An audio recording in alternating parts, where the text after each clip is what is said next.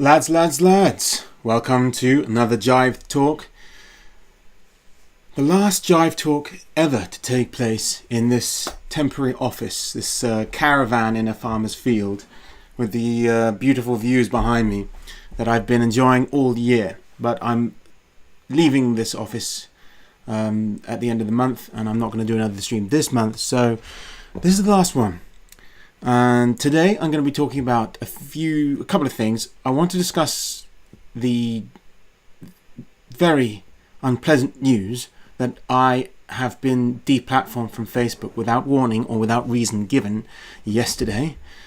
But more interestingly, I'd like to also discuss the Anglo-Saxon paper came out about 3D basic cranial shape as being a way to distinguish the impact of the distinguished native Britons from Anglo-Saxons during the migration era and beyond, and determine determine a guess at what the impact of the Anglo-Saxon invasion was. It's an interesting paper, and it's been misrepresented by the media, so I just want to give my opinion on it. Good Lord. That was the aerial for the stream. I hope it's not...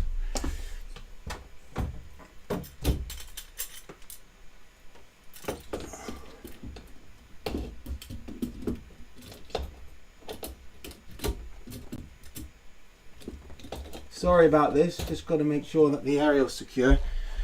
Alright, sorry about that. I'm using a different aerial today, so I should have faster connection speed, but the aerial just fell out the window. But okay, everything's working. I'm also going to answer a few questions. Any super chats I will get to, but let me begin with just doing... before I talk about the Facebook thing and the Anglo-Saxons, let me answer a few of the Patreon questions. Then I'll do the Facebook thing. Then I'll check if there's any super chats, and then I'll do the Anglo-Saxon stuff and see if there's more super chats at the end. So Paul Maillon asks, hi, thanks for doing this. Today, 3 billion people speak Indo-European languages. Why do you think this small Proto-Indo-European people was so successful compared to other steppe invaders such as the Huns, Magyars, Mongols, etc.? That's a good question, but I think that the Huns, Magyars imposed themselves, and Mongols as well, imposed themselves as elites in certain areas and brought languages with them in certain areas. But I think often they didn't impose the languages. In Hungary, the language was imposed on the natives, who eventually just swamped and absorbed them because they were more numerous. And that's partly because their populations in medieval times were quite significantly more numerous than populations in the late Neolithic. And same, I can say similar something for Mongols and stuff. To give a short answer, I think it's just the right time. The Proto-Indo-Europeans were very early on the scene with new technologies like metal, horses, wheels, wagons. Although I'm not saying they invented all those things. They didn't invent any of those things actually, but they were early on the scene with all those things, and that helped them, gave them an advantage against other people at a time when lots of people were just, very simple kinds of farmers and not in great populations. Antonio Lalo, what do you think about the traditional idea of the empire presented by Evola? Is it compatible with Indo-European worldview, or is it a distortion of traditional Indo-European society based on clans and tribes? Well, I think... You could argue with the diverse kinds of Indo-European societies that existed, you could make arguments that their ideal society was tribalistic or it was imperialistic. I think that dichotomy is somewhat strained. Evola's view of an imperium only defends a specific kind, which is like a religious one, like the Roman Empire. It certainly didn't defend the colonialism of the European colonialist times, but he would have approved of the Kushan Empire, maybe, but then again, he would therefore, I suppose, have disapproved of the Mongol Empire. If anyone calls a Mongol Empire an empire, I don't think it was really, but it was an expansion of a culture in a sense. But they were just always, there was no real central administration. It wasn't a proper empire. But I think it's a difficult question. But I think there's so much diverse stuff going on in Indo-European cultures that it's hard to say which the traditional Indo-European view was, when basically you could make the argument that they were both tribalistic and imperialistic by virtue of their expansion and stuff, but also by their behaviours. John Mulkey, I know you have spoken about Anglo-Saxon DNA in modern Britons before. What about Americans? The average Briton is somewhere about 36, I read. Well, I think I'll have to get onto that later when I talk about Anglo-Saxons. I don't think that figure makes proper sense, but I'm an American whose family immigrated here in the 1700s. You can consider me an average European-American male, almost 70% Anglo. By Anglo, I presume you mean British. Any thoughts?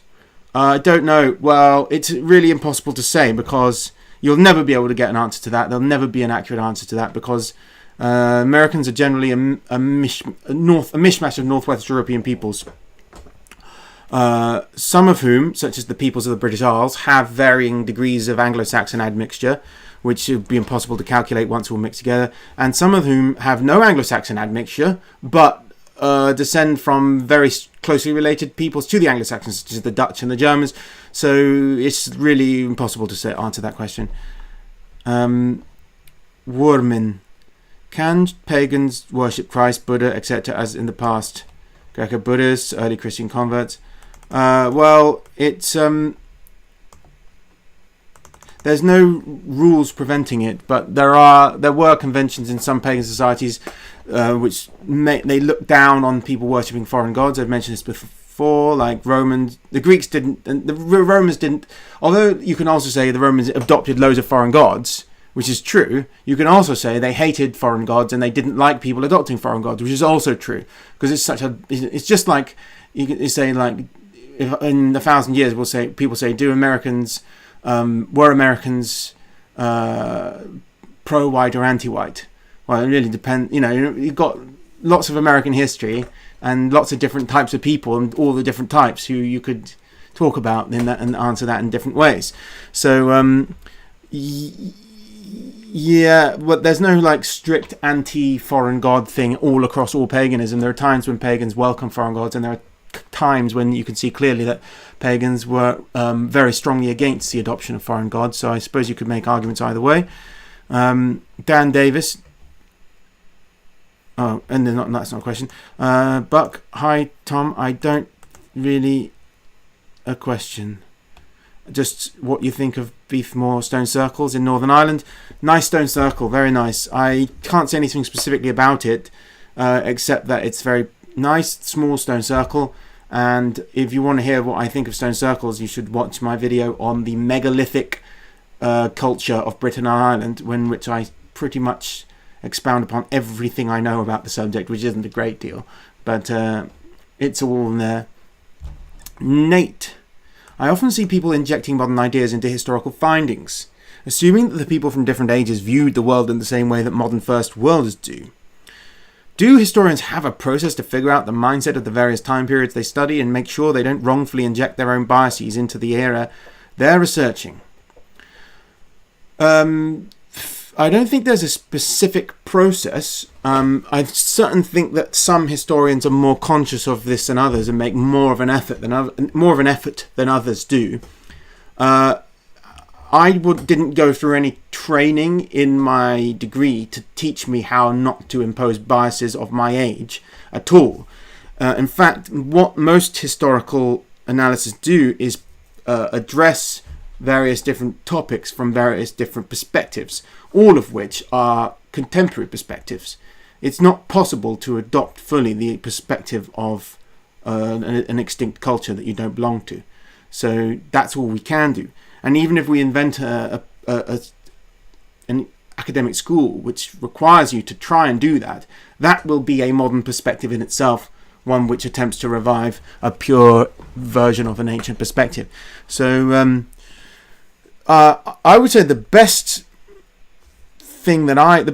some of the best angles I've seen that help me to try and see things in a different way to someone who hasn't been, someone who isn't from an educated, civilized, industrialized or post-industrial technologically advanced modern Western society in the post-Christian age, is to, first of all, accept and recognize that that's what you are. People who say that I'm not a Christian, I'm not influenced by Christianity at all, are the people who are the most likely to accidentally impose unknowingly Christian biases on their work and on their interpretation. So the first thing to do is accept that you are a product of the age that you live in, and you can't do anything about that. And then understand how your experiences raised in this culture will have impacted your perspectives. So that's a good way. That's why I never try and hide my political perspective. I always say I'm a conservative-minded Englishman, I'm a monarchist, because that is necessary for anyone to understand what a historian is saying. If you don't know what their personal biases are, you can't pass their biases from what's objective. So by openly stating what your background and biases are, you are being less biased.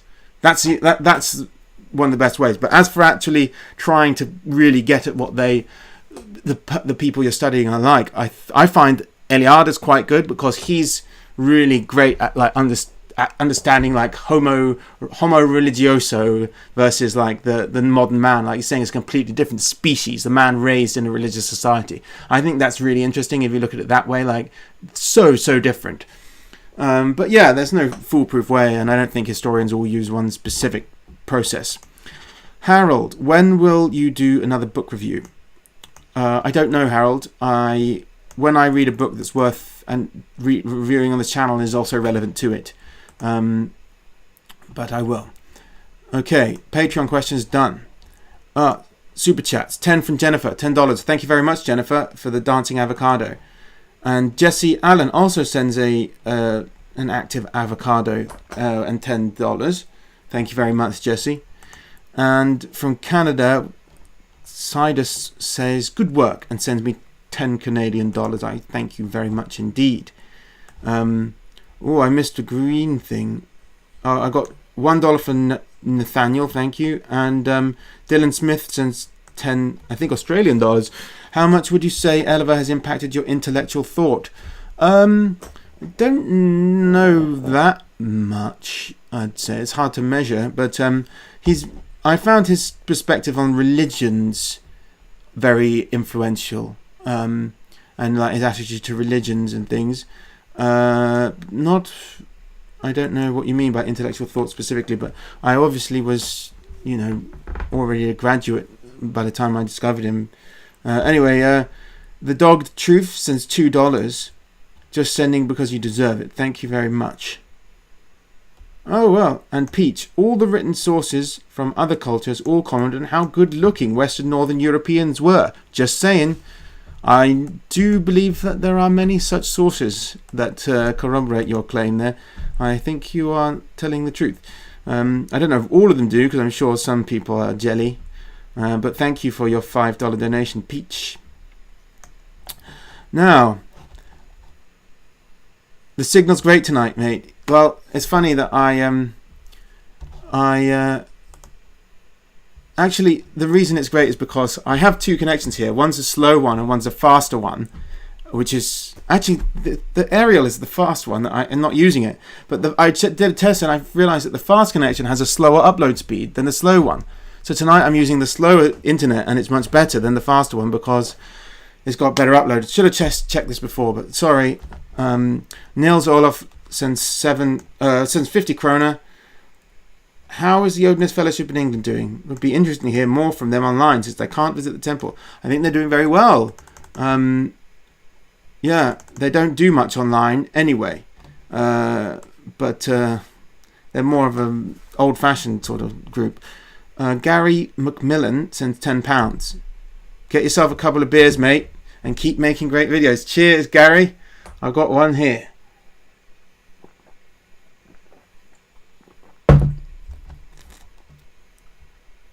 Oh, Dylan adds another $5 Australian dollars. I meant metaphysical. Yeah, I think he and Gunan were quite influential on my view of metaphysics. Very much so, I'd say. I've discussed that in other areas, so I don't want to get too far into it because I've got a lot to get through. But yeah, I'd say they were. That's the chief area that I've been influenced by them in terms of metaphysics rather than anything else. Promethean Reckoning, proud to be a patron. I appreciate your work, thank you. And Steininger says cheers and sends 50 Canadian dollars. Oh, thank you very much. I think that's Christopher Steininger. Thank you. Thank you very much indeed. Now then, let's get to the topics at hand. Thoughts on isolated Boer Afrikaner. Oh, everyone's sending more top things. I wanted to get to the Boer genes. Wilfred asked me about. I can say that they are. They're very much Dutch, but with a little bit of admixture from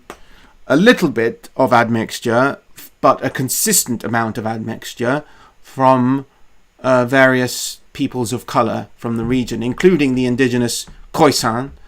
That's not how you pronounce it, but I can't do the noises that they to say it.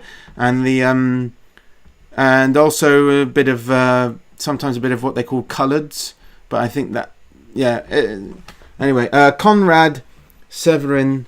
Any plans for upcoming videos? There's a big Yamnar video coming up. Big Vanya. Thank you for Conrad for Norway for your 50 crowns. Now then, I'm going to take a break from that and get on to a recent paper was released about Anglo-Saxon invasion, and it used craniometry, the skull studies, to assess the impact of that invasion. And they found that in the early Anglo-Saxon period, the Germanic invaders outnumber the Britons. So that was actually loads of them. So it was a big invasion, despite what people say. But that by the middle Anglo-Saxon period, 50 to 70% were of local ancestry, meaning the Britons.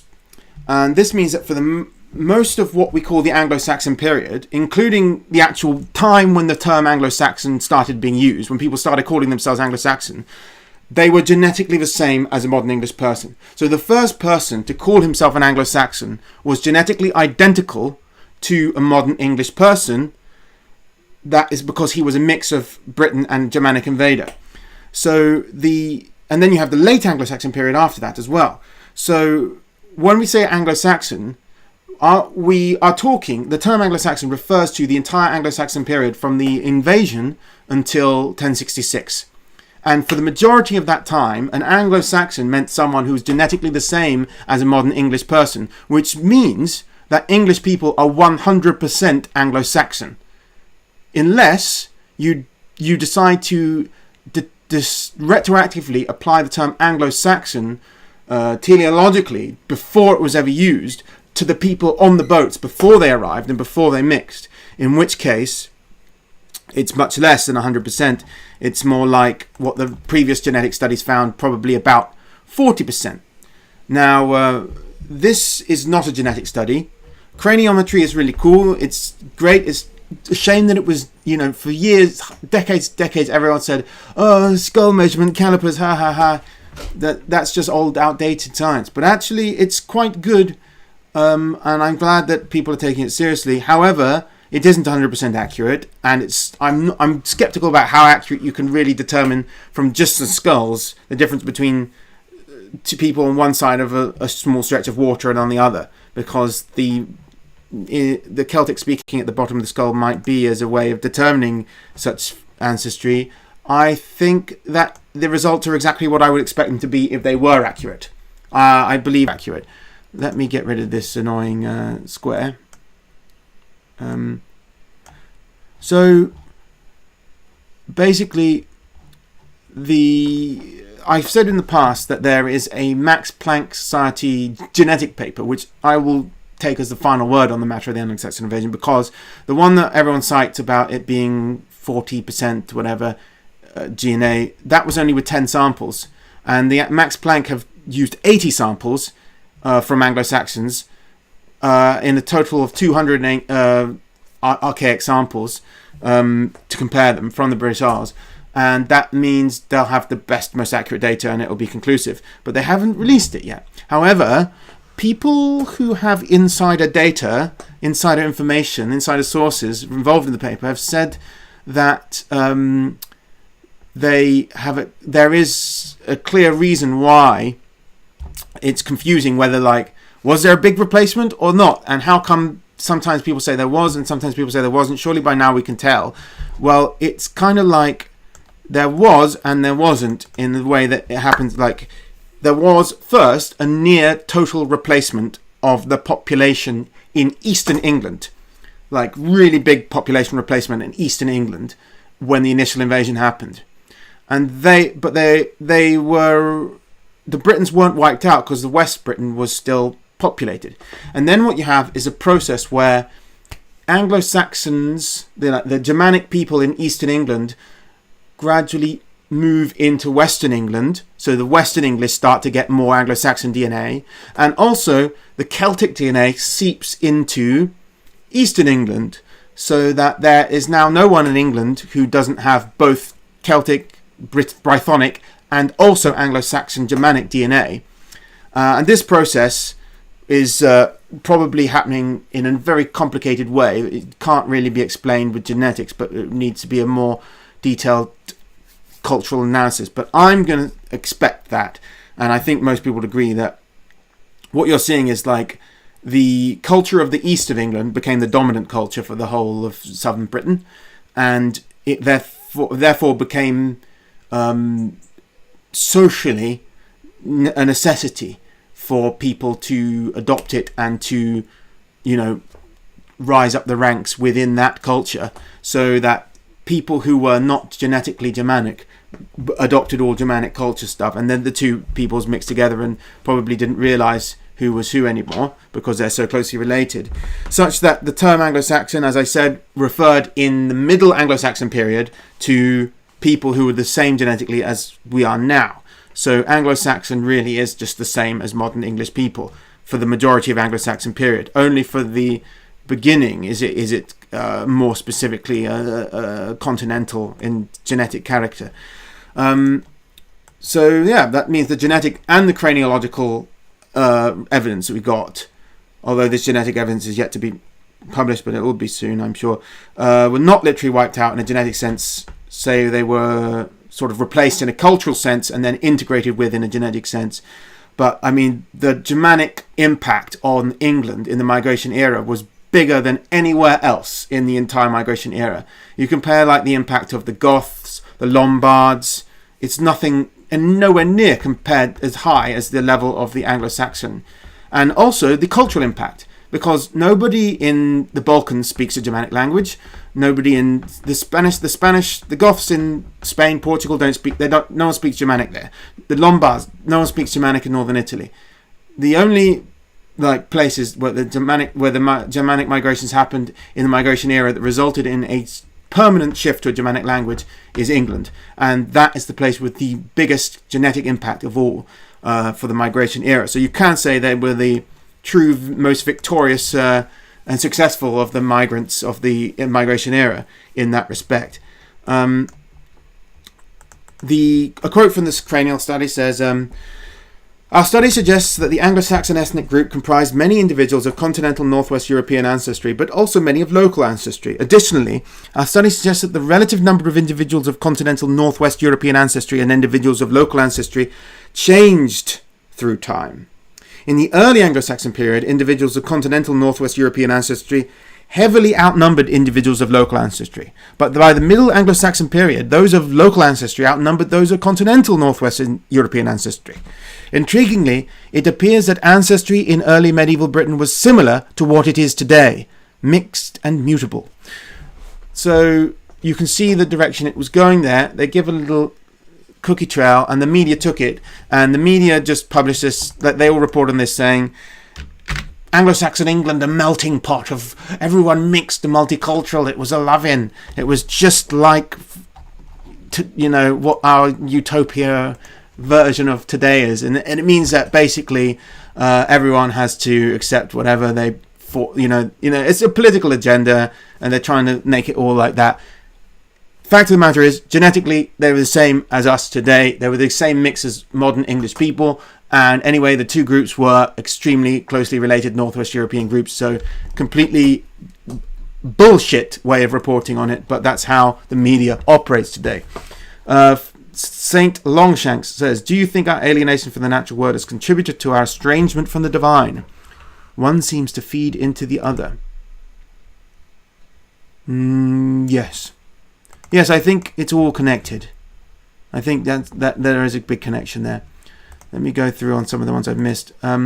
Voltaire the Godflame. What can you say about Germanic, Slavic and Baltic priest clothing? I know Roman priests had special headwear and often wore veils.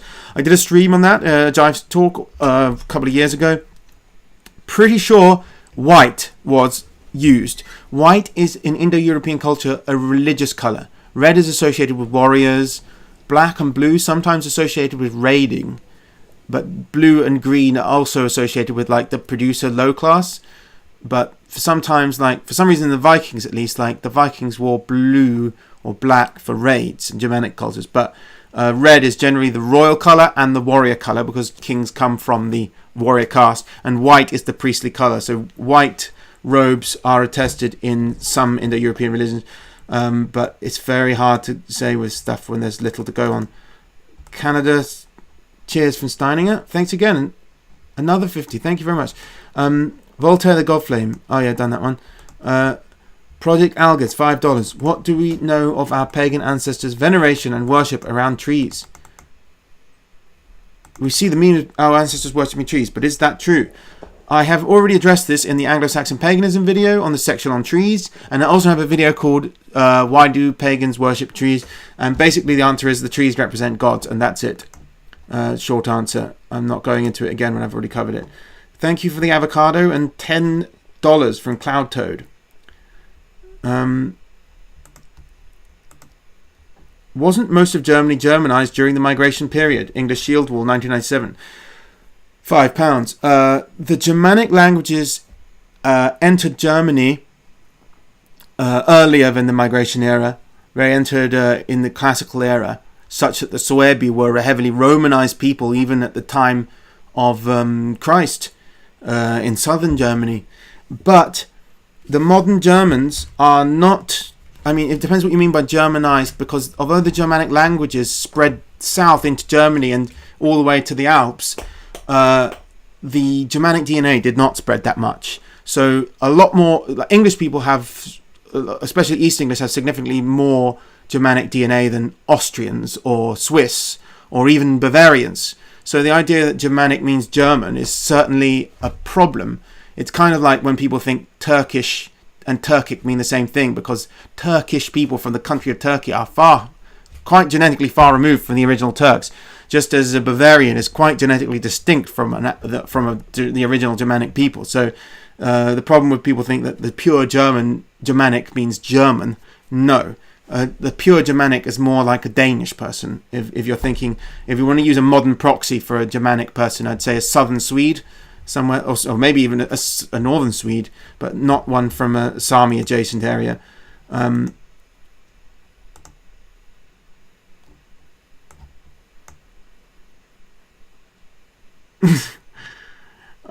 not answering that because it's silly. Someone from Canada talking about obfuscating Ukrainian history or being silly.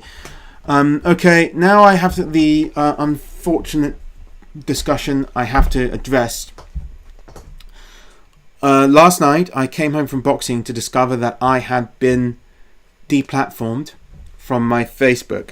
I've had a Facebook profile since 2007, so I was an early adopter of it, and I've not had any strikes on any of my pages.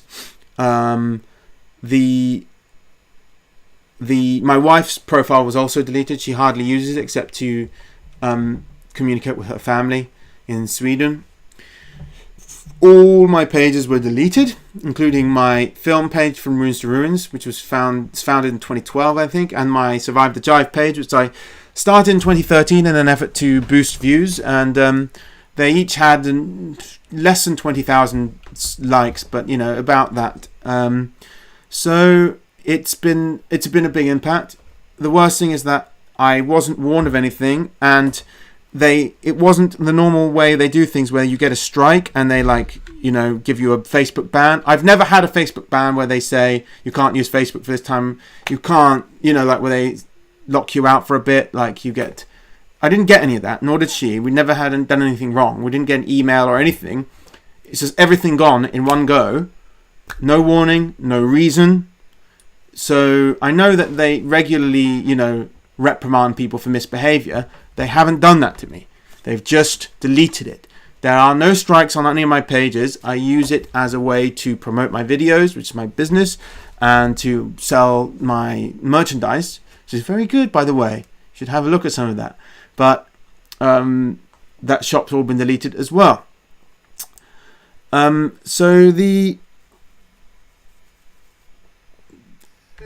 is going to impact our lives socially and financially. It's affecting my business. It's affecting my social life.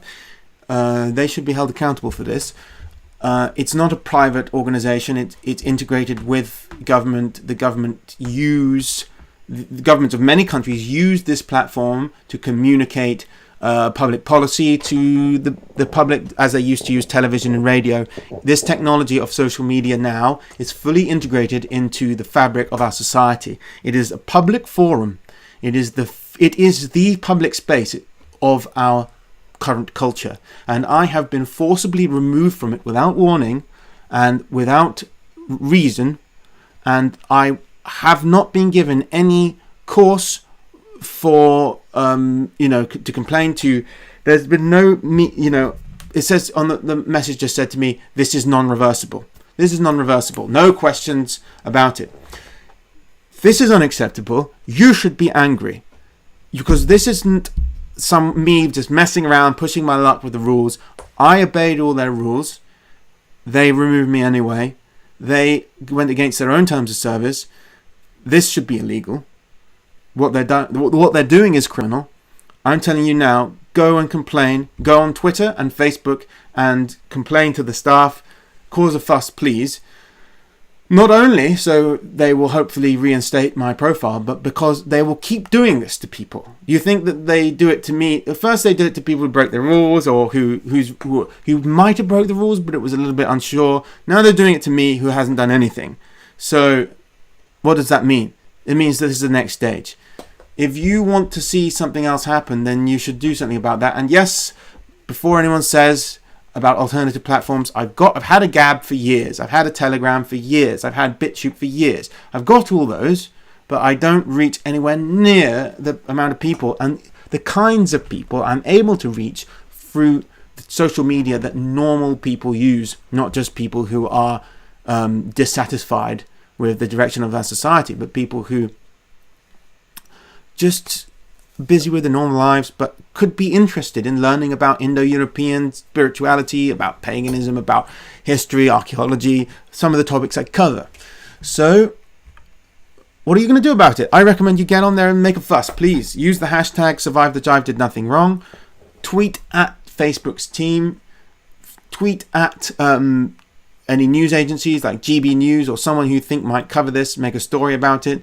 The more people push back, the less they will push forwards on us.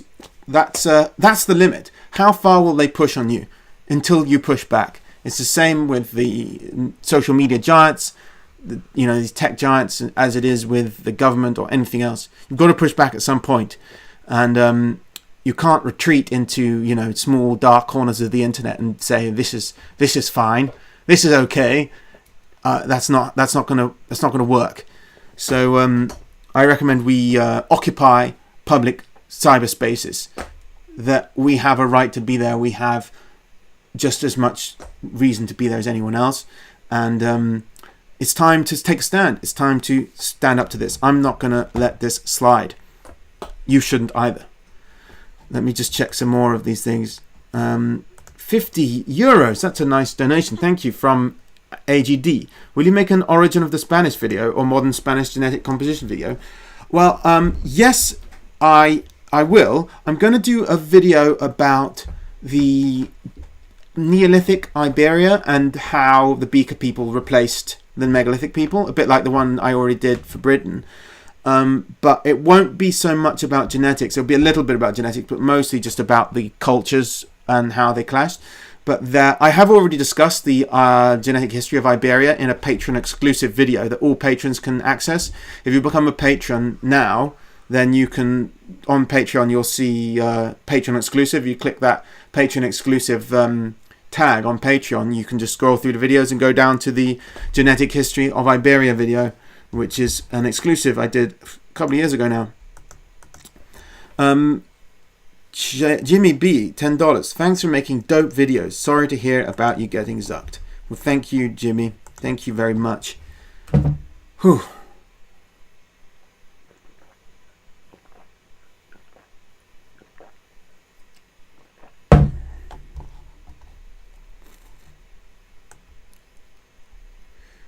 Yeah. Well, I was rushing through everything thinking I wouldn't make it all in time. Yeah. Is the caste system endemic to Indo-European cultures? Then how come it died out in Europe but remains in India? Okay, interesting question. In a way, neither of those statements is true. There was certainly a system of social organization, hierarchy in Proto-Indo-European cultures, as there are in all cultures. All cultures have that. That's not a specifically unique Indo-European thing, actually. But I think that the Indo-European structure is perhaps unique with the, warrior king and warrior caste and the priestly caste. Although it's debatable at how early the priestly caste rose to prominence, and it does seem that in different societies there were conflicts between these competing groups, as there have been in various ways in all different things. But actually, the two things I want to break down there is one, that the caste system in India is a preservation of that, and the other is that in Europe there isn't one. Neither of those is fully true. In India, the caste system, as it is now, is only about 2,000 years old. It derives from a much older system with a similar social organization. But genetics shows that the strict endogamy within the caste system in India now, which, generally, for the most part, people will not marry someone outside of their caste. They will not marry someone from their village if they're from another caste. They will marry someone from a village, a long way away, who's from the same caste, to such the extent that they form genetic groups that aren't fully tied to the land, but are actually tied to their caste system. That very strict endogamy is only about 2,000 years old.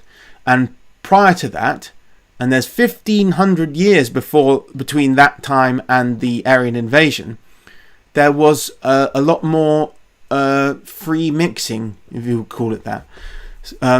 So obviously there wasn't a total free-for-all, because we can see the distribution of Aryan DNA is still stronger in some castes than others. But the point is that they had a social system with caste before that, but it wasn't so strict. So you can see that emerged actually so recent, probably after Buddhism even, probably after vegetarianism took off and all these kinds of things. So the modern Indian things that we think of, like a very strict caste system, vegetarianism, all those things actually post-date Ashoka the Great and Buddhism, and they're probably not much older than Christianity, but maybe a bit. The class system in Europe is obviously is not the same as the class system that existed in the Bronze Age, the Indo-European one, but has grown directly out of it, and there is a direct continuity. So, the knights of the Middle Ages and the kings, it was all grew straight out of the things that preceded it. There's very clear lines, the same words even. The words we have for those things come from. Now, there were changes, of course. A social organization, the introduction of the church and the power of bishops and things like that all introduced different things. And I think that gradually, after the Middle Ages, the knight has been taken out of the picture. There is no military caste of influence in the West anymore. So yeah, I'm not saying it's the same system, but what I'm saying is that the system of class that does exist in Europe grew directly out of that system, and you can draw a straight line from then to now. So there you go. I think that's your question answered.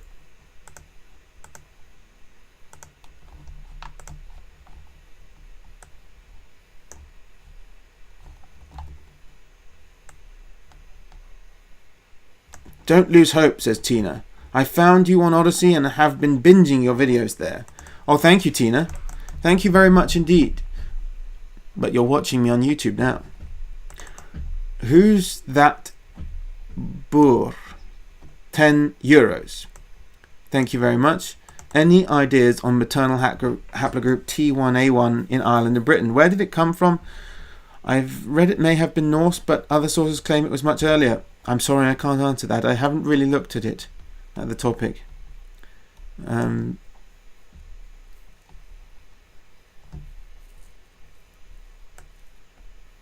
English Shield Wool, 1997, gives me £5. Were migration-age Germans, such as Franks and Alemanni, etc., genetically Scandinavian like the Anglo-Saxons? Yes. The medieval German samples that I've looked at are very, very Nordic. So the Lombardic cemeteries, very much like Swedes. What else? I think I don't recall seeing Frankish samples, but generally Alemanni and like samples from Germany in the early Middle Ages, early fall of Rome era, definitely very Nordic. But what you see over time in Germany is that there's a leveling process where other populations' DNA just sort of, maybe even pre-Germanic indigenous populations of the Celtic people of southern Germany mixing in, because Germany was Celtic originally, which is ironic when people talk about who's got more Celtic DNA versus German DNA in England. It's like, that doesn't make any sense when people talk about German or Celtic DNA in England, because the Celtic DNA is German. And ironically, the biggest impact of Celts in the British Isles is in southeast England. So the most Celtic people in the British Isles are the southeast English, and then the Irish and the Scots are the least impacted by that impact. I'm somewhat speculating here based on what David Reich said. This isn't based on a published study, but they've identified a genetic signal of an invasion with up to 10% impact, but only very regionally at the end of the Bronze Age in South England, coming from France. And that's exactly when you see Celtic culture arrive in the British Isles, and it makes sense that it comes from France. So it's not coming directly from South Germany, the Celtic homeland, like Switzerland and that kind of Hallstatt area. It's coming from Celticized people in France, like who would later become the Gauls, who are moving up into southeast England. And then I think that the Indo-European Bronze Age peoples of England adopted this Celtic language, and it spread upwards into the British Isles and to the already by then differentiated genetically population of Ireland. Ireland is very interesting because it always becomes genetically differentiated, and much more so than from its neighbours, much more so than Britain does, because Britain is so close to the continent. There's a gap, but it's just enough for there to be a steady flow of DNA from Holland and France. Whereas Ireland, the closest part of Ireland to Britain is in southwest Scotland, which is sort of a remote area. So there hasn't been such a large flow of people, such that when you get the Mesolithic Western hunter-gatherers going to Ireland, they soon become distinct from Western hunter-gatherers in the rest of Europe because they've been inbreeding there. When you get the Neolithic farmers invading Ireland, they soon become they're less distinct than the Western hunter-gatherers, but they are distinct. And when the Beaker folk invade Ireland, after a while they start to become distinct from Beaker folk elsewhere because they don't mix as much, owing mainly to geography. Sorry to hear about your debacle with Google censorship. No, not Google, Facebook. Though other comments, you have presence on BitChute, Odyssey, and other sites as well. Yes, I do. Thank you, Joe Serrano. Yes. Yeah. What about the Welsh? The Welsh are just, well, in terms of... The Welsh have less Anglo-Saxon DNA than the English. Much less. I think that basically, in terms of the Anglo-Saxon invasion, there was basically all the population of the Brythonic peoples of Britain who wanted to get in on this new social order where Germanic culture was the new, thing, the new Romans, basically. It's this season's Rome. They adopted Germanic culture and became English. And the ones who didn't want to do that were forced to flee to the less fertile, less habitable region of Western Britain, known as Wales, and from there they developed a distinct culture from the people in the rest of South Britain, and upheld long-standing oral traditions and later written traditions talking about the Anglo-Saxon invasion and otherizing the English, or Sassenach, or whatever they called them, and immortalizing probably mythical King Arthur with apocryphal tales about how he resisted them, but which are probably not real, but very interesting. So that's what the Welsh are, but they don't... although Wales is a beautiful country to visit, very, very beautiful, people in those days didn't care about whether a land was beautiful. They only cared about whether it was fertile and produced good crops. And that's what England does. And the best part of Britain, in that practical sense, is England. The rest of it is all mountains that you can only farm sheep on, mostly. And that's why the English didn't want it as much. So that's why the people who were really refused to... I imagine there were already people living in Wales, of course, but I think that a lot of other people fled out of England into Wales to get away from them, and some people even fled into France. Brittany was populated somewhat by people from Domnonia who sailed south into Brittany to get away from Anglification. They didn't want to be Germanic, so they wanted to live in Brittany, which eventually became French-speaking, unfortunately for them. Edward, give me £2. Remember beef? Yeah, yes. Unfortunate. Gulveg offers $20. Thank you. I've been sharing my videos with my Wiccan friends to educate them for years. You are invaluable to the pagan community. It's a shame what Facebook did to you. Well, you can still share my videos on Facebook because I can't. I can't. So I'm counting on you guys to share them for me now.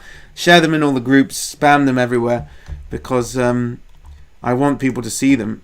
And obviously there are certain powerful forces that don't want anyone to see them, which means I'm doing something right.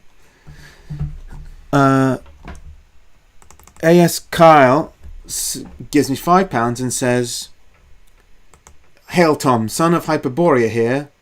Sorry about Facebook. They are censoring us all these days. Very sad. Stay strong. We are all behind you." Thank you.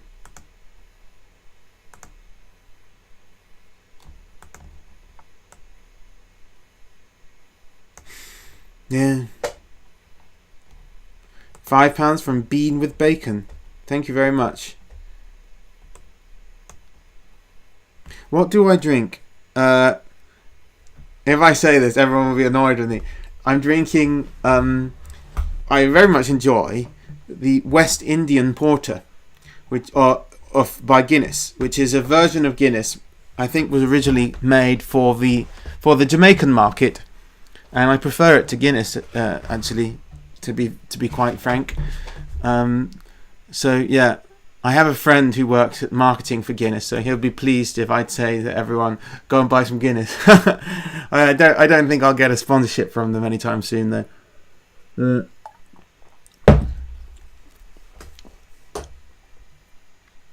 Jesse Allen, $5. I have the same hairstyle and beard as you. Well, you better shave it off because I've can copyright this. So look, my girlfriend says I'm more handsome though. Is she just flattering me? You'll have to just interpret that as yourself, for it by yourself. But you know, if you have any pictures of me on your wall, I'd take them down before becoming intimate with your girlfriend, just in case.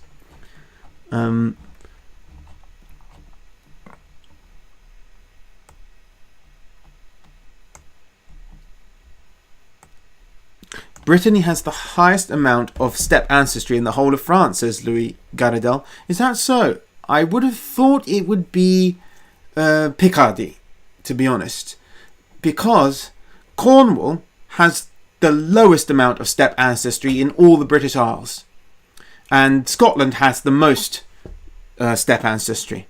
So the least genetically related of all the people in Britain, the least genetically related to the Scots are the Cornish. So the idea that there's a Celtic genetic profile in Britain doesn't exist. There isn't one. There are Celtic genetic profiles. The Scots have a distinct genetic identity, and the Cornish have their own, but they're not the same. They're two different things. No, not rum and coke. Not rum and coke, no. This is a beer. I drink beer. A Jamaican beer. But I think that Jamaican porter, I used to drink years ago, like 10 years ago. For a while I drank African porter from Nigeria, because they made it very, very thick and black and very strong. So it was... you don't have to drink very much of it, and it's malty. I like malty flavour. I don't like hoppy beers. I don't like the IPAs and all this hoppy stuff. I prefer malty flavours. So, yeah.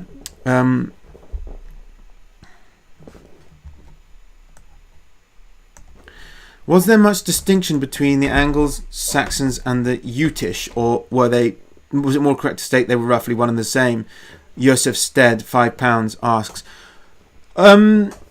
Well, they were distinct enough that we can have a record by Beda saying they were distinct.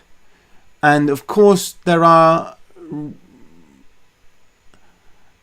That's about all I can say in that. There are some notable archaeological distinctions in, like, you know, the different kinds of jewellery, such that we can see a Saxon jewellery and say, oh, that's actually Anglian. So they bought that that was manufactured in Anglian England and imported to Saxon England. So there are differences in the material culture, but they're all very much Germanic, or part of that Germanic thing, so they're broadly the same. Their dialects were certainly mutually intelligible, so they wouldn't have needed translators. They would be able to speak to each other. Their gods the same. They would have, you know, worshipped pretty much the same gods. There might have been, you know, regional cults and differences, of course, but not strikingly different ones.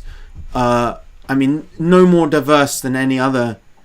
I mean, you know, they're neighbouring. They were neighbouring peoples from the continent. You know, they lived cheek by jowl on the continent, and they all came at the same time to England.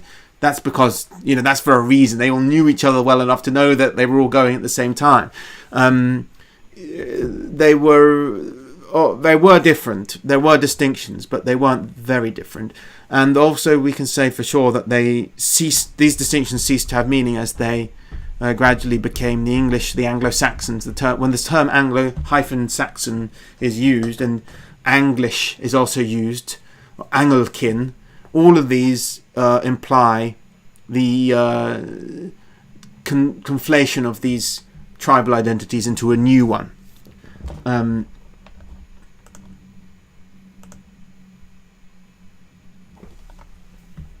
you know anyone who does Germanic animal art illustrations? Blessings of Sunna be upon you. Oh, there's quite a few people on Instagram who do that sort of thing. I can't think of anyone off the top of my head, Voltaire, sorry, but yeah, if you look up, I can't remember actually. I think the Saxon Storyteller, someone on Instagram, does something like that. does some sort of Germanic art. What are your thoughts on Groots? Asks Ian, $5. Beers without hops. I've not actually had very many of those, but I think it's a good idea. Hops is phytoestrogen. It's not very good for you.